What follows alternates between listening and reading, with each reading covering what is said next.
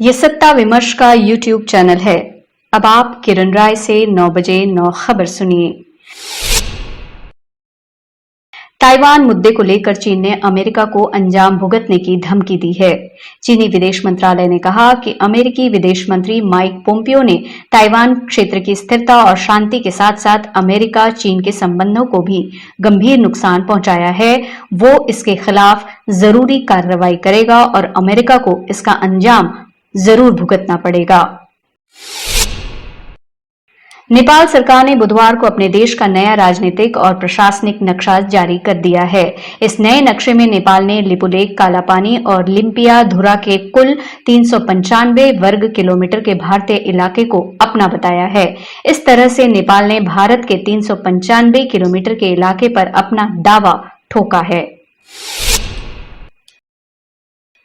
21 साल का सबसे तेज तूफान अम्फान बुधवार दोपहर जमीन से टकराया। मौसम विभाग के मुताबिक ये प्रक्रिया दोपहर 2:30 बजे शुरू हुई, जो सुंदरबन के पास पश्चिम बंगाल के दीघा और बांग्लादेश के हटिया के बीच टकराया।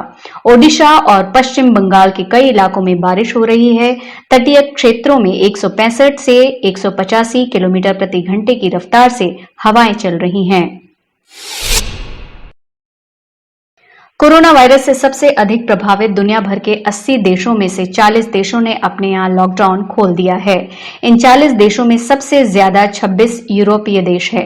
6 देश ऐसे हैं जो अपनी सीमाएं खोलने के लिए भी तैयार हैं। इस बीच पूरी दुनिया में कोरोना से मौत का आंकड़ा 3,25,000 और भारत में 3,300 को पार कर गया है। प्रधानमंत्री नरेंद्र मोदी की अध्यक्षता वाली केंद्रीय मंत्रिमंडल ने कई अहम योजनाओं को अपनी मंजूरी दे दी है। इसमें आत्मनिर्भर भारत पैकेज से लेकर गैर बैंकिंग वित्तीय कंपनियों के लिए नई योजना शुरू किया जाना तक शामिल है। पत्र सूचना कार्यालय के महानिदेशक KS धतवालिया ने ये जानकारी दी। देश में 62 दिनों के बाद 25 मई से घरेलू उड़ानों की शुरुआत होगी। नागरिक उड्डयन मंत्री हरदीप सिंह पुरी ने सभी एयरपोर्ट्स और एयरलाइन कंपनियों को ऑपरेशंस शुरू करने की तैयारी करने को कहा है। अंतर्राष्ट्रीय उड़ानें 23 मार्च और घरेलू उड़ानें 25 मार्च से बंद हैं। App based cab service company Ola करीब 1400 कर्मचारियों की छंटनी करने की योजना बना रही है। ये कुल कर्मचारियों की संख्या का लगभग 25% हिस्सा है। कंपनी के CEO भाविश अग्रवाल ने कर्मचारियों को भेजे ईमेल में इस छंटनी की जानकारी दी है। ओला से पहले उबर भी करीब 4000 कर्मचारियों को नौकरी से निकालने की घोषणा कर चुकी है।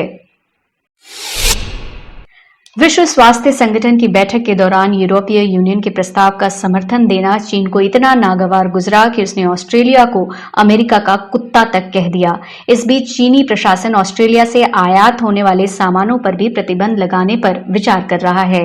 ग्लोबल टाइम्स ने भी ऑस्ट्रेलिया को अमेरिका की कठपुतली बताया है। The proceedings of the national academy of sciences की एक स्टडी की माने तो कुछ हालातों में बीमार व्यक्ति के साथ बात करने पर भी आप कोविड-19 का शिकार हो सकते हैं, फिर भले ही मरीज बेहद मामूली लक्षणों का सामना क्यों न कर रहा हो। स्टडी के मुताबिक खांसने या छींकने के अलावा बात करने से भी हजारों वायरल बूंदें निकल सकती हैं। फिलहाल के लिए इतना ही।